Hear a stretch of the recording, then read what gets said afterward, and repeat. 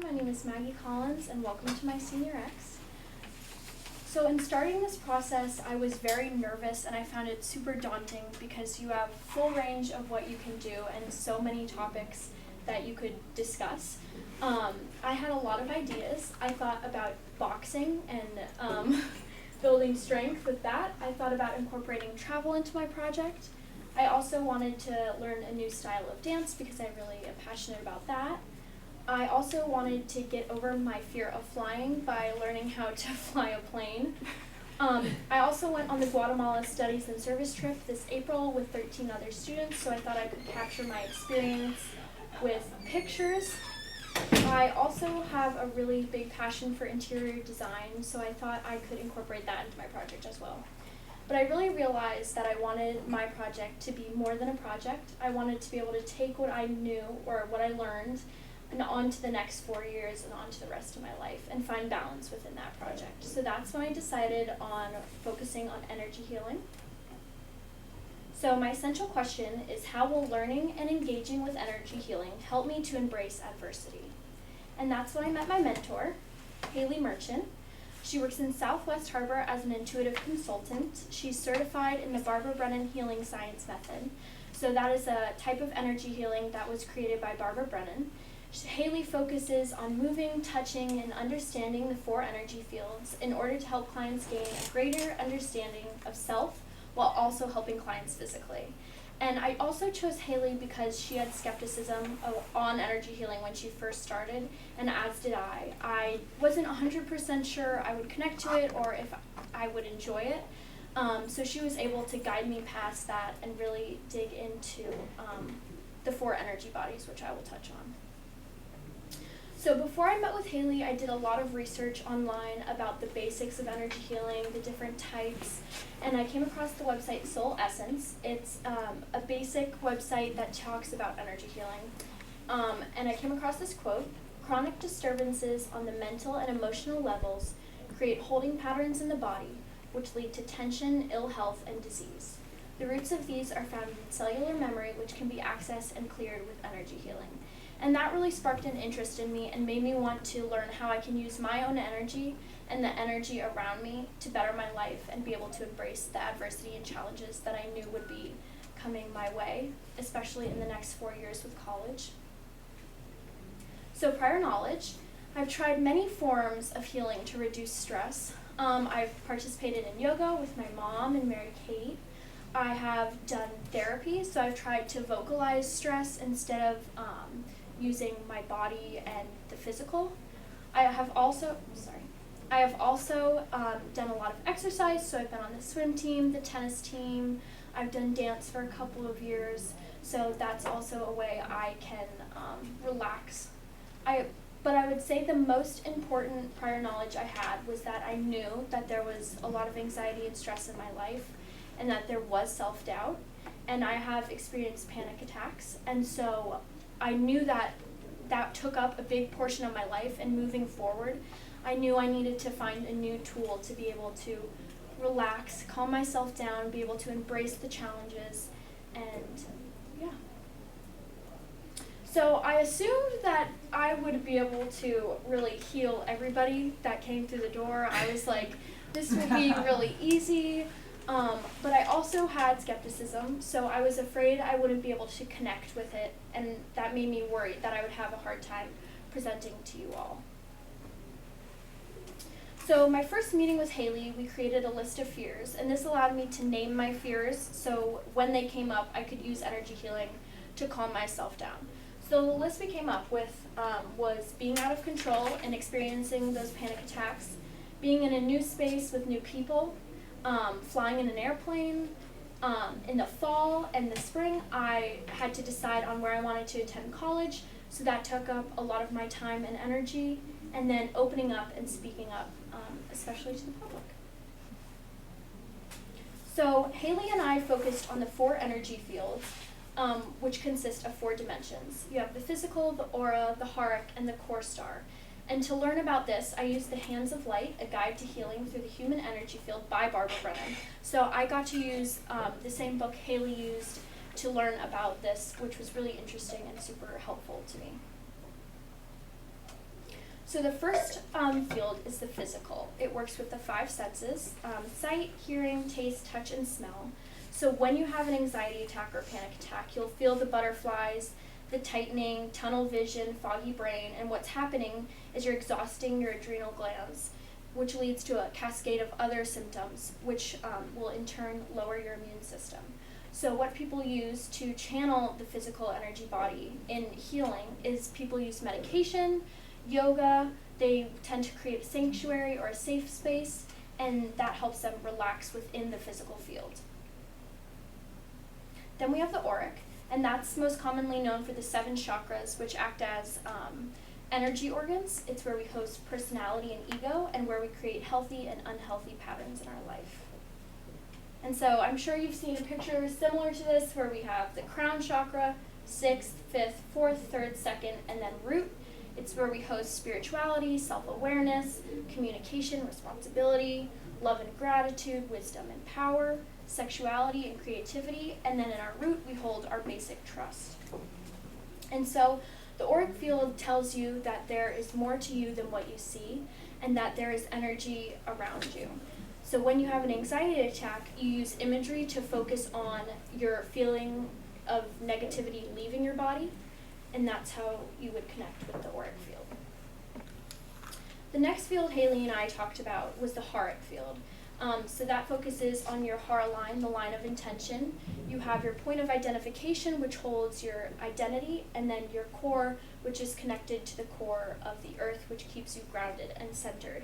So when I was working with this to relax and to work on a challenge that came my way, I would meditate and be still.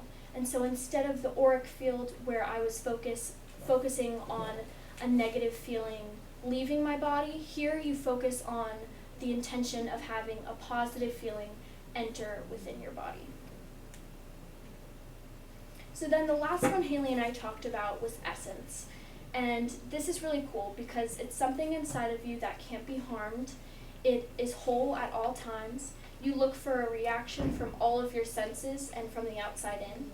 So when you're feeling discomfort or a challenge coming your way, what I tended to do was think about, okay, I have this thing inside of me that is whole at all times. That is more powerful than the little thing in the back of my mind that's bothering me. And if you really focus and hone in on that, by meditating, being in a safe space, exercising, you can really challenge a positive vibe to life.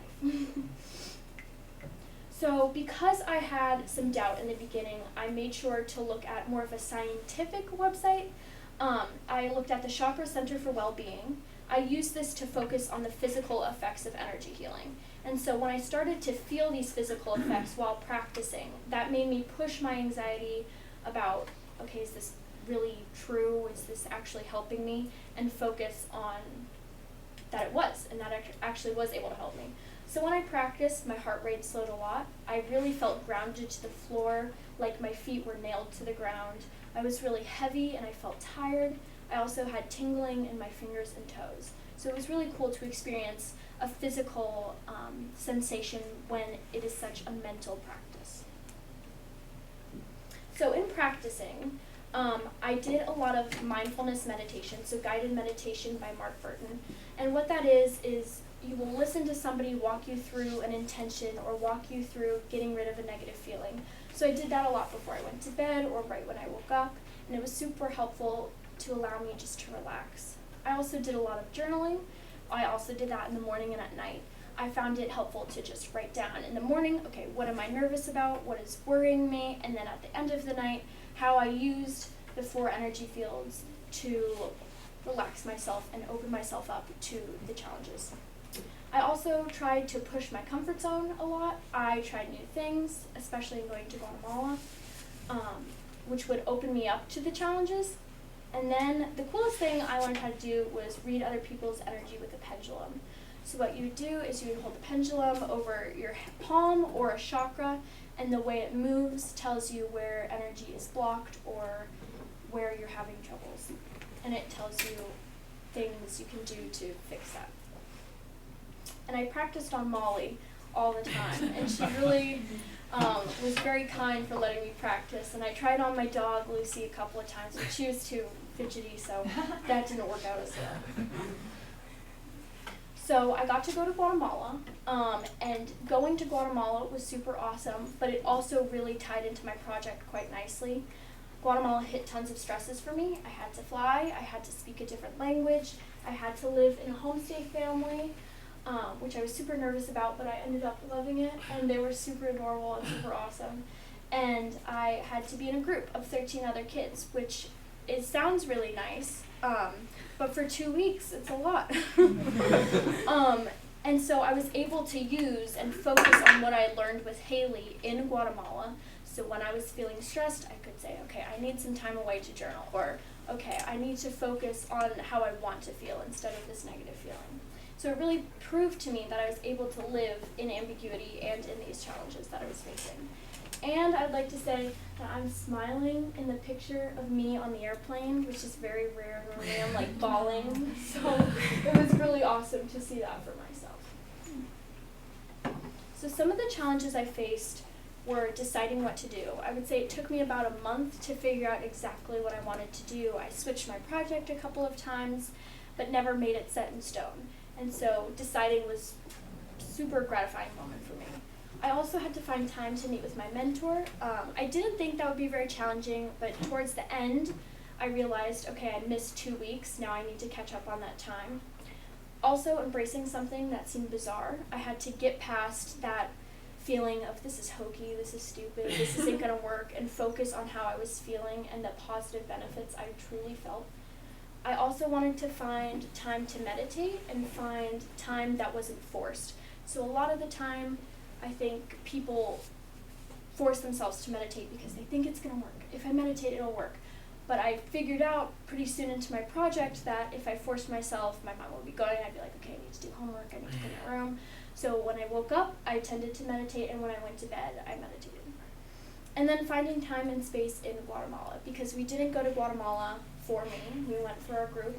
And so Ms. Gatz was super helpful in trying to find time where I could step aside and focus on intention, and yeah, she was super helpful with that. So what I learned how to stop a panic attack, which is really life-changing for me. I learned how to clear my mind. So people say that they feel foggy or like floaty when you're anxious and stressed, and so I focused on the HARA line, the line of intention, and I was able to pull myself there and ground myself. Which brings me to the next one, grounded and centering myself. And I was able to bring my physical body to relaxation in a practice that is so mental, and that was really interesting to me. And reading energy with a pendulum, which is super cool.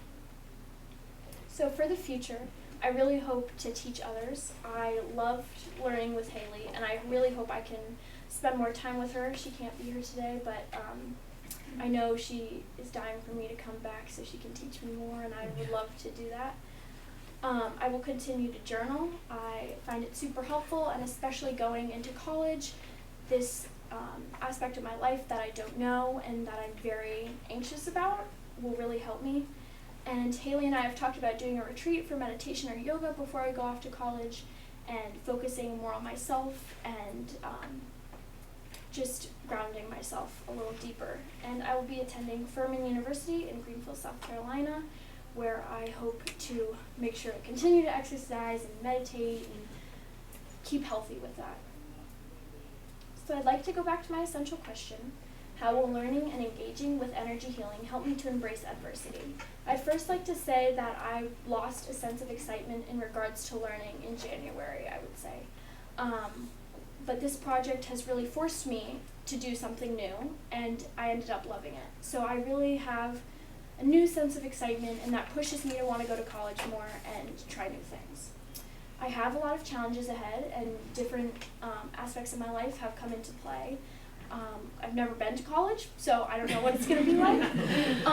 But I have this new tool with me that I know will allow me to focus on the positives in that situation, which is super awesome. And I now have a new tool to overcome my anxiety, which is quite life-changing. So I'd like to thank Haley Merchant for taking time out of her week to practice with me. I asked a lot of questions, a lot of times over and over again. Ms. Cullens for helping me put together this presentation, letting me practice to her, Miss Gatz for being there for me in Guatemala as a big support system, my family for letting me practice on them, Molly especially, and then the panel. So thank you.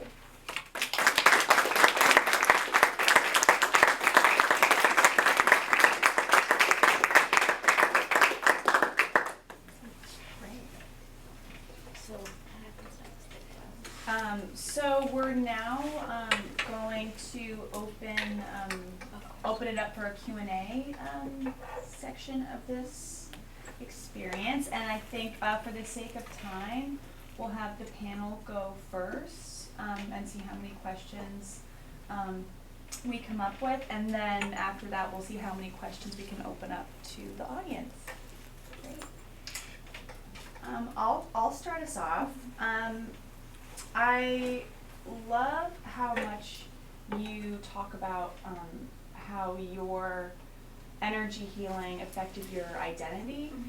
Could you elaborate more on how it helped you at school a little more, like your identity as a student in particular?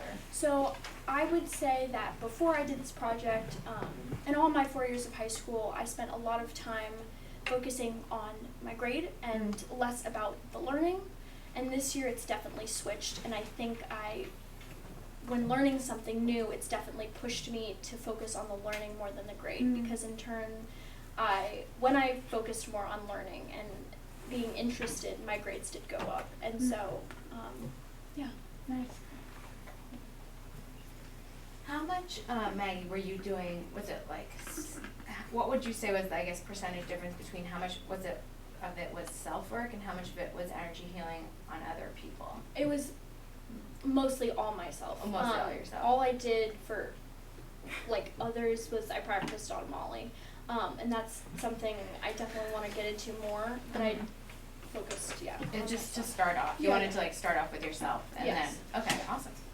Yeah, I was just wondering if you wanted to get into like the teaching aspect of it. Yeah, I think it would be really cool. I don't know what I'm gonna do in college, so it's definitely in the back of my mind. Like, is this something I could do as a career? I don't know if they have I don't think that's like a major at my school. But definitely, I definitely want to learn more and try and teach and help other people. It seems like you took a lot of time on this, that you didn't pull this together at the last minute, right? You spent weeks on it. So that's just a comment, but can you describe the pendulum more? What does it look like? How do you I know, I wish I brought it with me. What do you think is happening? It's so a little, I don't know how to describe what a pendulum looks like, but it's attached to a string, and what you do is you would hold your arm up like this over, I practiced on my palm a lot of the time, and you wouldn't move your arm. And the first time it moved, I was like, okay, I'm moving my arm, I'm definitely moving my arm, but it's just the energy forces around that chakra, or the energy coming from your palm is what is moving it. And I had a book that described, okay, if it's moving clockwise, you feel grounded and centered. If it's counterclockwise, you feel anxious and nervous, and I tend to like that. But yeah.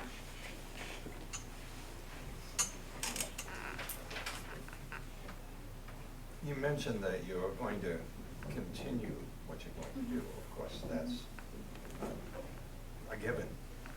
And how do you think you're going to go about influencing in a positive way other young adults or any adult that suffers from anxiety? Because what you have done is quite remarkable. Thank you. Well, I definitely need to learn more. I don't have enough tools, I would say, to really sit somebody down and explain to them exactly how the science works. I'm still learning about that. I love to teach Molly, so I definitely think I've given her tools on how to reduce stress and anxiety within school. I would also like my friends, when they come over, I like to share with them what I did, so I think that's maybe a way I help them, but I definitely think I need to learn more before I could truly be able to Haley was so good at describing it to me, and so I would need to learn more, I think. So if I understand what you're saying, you're going to be open to share, Yes. Yeah. which is a pretty important piece of this. So you learned how to like literally stop your panic attacks? Yeah. Like, that's, I don't know, I also did like project a little bit about it. Mhm. Like it was mostly about like my emotional support, Yeah. but like I would love to like learn Yeah, how of to- course. Yeah, I'd love to show you. I mean, I really focused on that. So with panic attacks, like I definitely think I could describe that. Like I first feel, okay, so I feel stressed and nervous, and you acknowledge the feeling. Then I would go into the auric field and focus on that bad intention leaving. So I would close my eyes and say, okay, I feel stressed, and I would imagine it leaving through the top of my head, through my fingertips, through my toes, and then you focus on bringing a positive intention in. So the picture I had was like a sun, and I would imagine it like pour over me and into my fingertips and into my eyes, and yeah, so that's how I did it. But to do it when you have a panic attack, we practiced a lot doing it when I felt fine, because then it's just like second memory. Have you ever been able to stop a panic attack before learning this? No. I mean, yes, I could stop it, Yeah. but not in like a in a healthy way. Well, if you're at school here and a panic attack you feel is going to happen, you are able to self-regulate in that situation. Yeah, I think I've been pretty good at not having them at school. It's mostly when I feel, it's weird, when I feel comfortable, like so when I'm around my parents, I tend to let my guard down, and that's when the anxiety comes. So I've never had something like that at school, which I'm very grateful for. I think I have one more question. I think your self-regulation is so profound, but did you learn anything from the times where it maybe didn't work? Did you learn anything about yourself or what you need? For sure. I would say that the first time I had a panic attack, I was super frustrated, and when I was in a space with other people, like I had a couple of my friends over, it didn't work. So I'm still working on like when I'm with others, honing in on that and being able to like not have it be such like a big thing. So when I'm with others, I have a really hard time to calm myself down, but I was able to leave the room and do it by myself then. So that's something that definitely got in the way of practicing, was when I had other people around. It made it a lot harder for me. So any other questions from the audience? Yes. So, when you're meditating, I've always been told that you need to be in like an empty room or like outside in like an empty area, with like a good posture. And was that what you were told too, or do you do a different room? No, I could be in my room. I could sit on my bed. I could lie down on my bed. I did it on my porch a couple of times, but it just helped me to clear my mind. It's not something that you have to do. I think people who have practiced a lot could probably do it on a bus kind of thing. But it was definitely helpful to have like a space with low lighting, not a lot of people,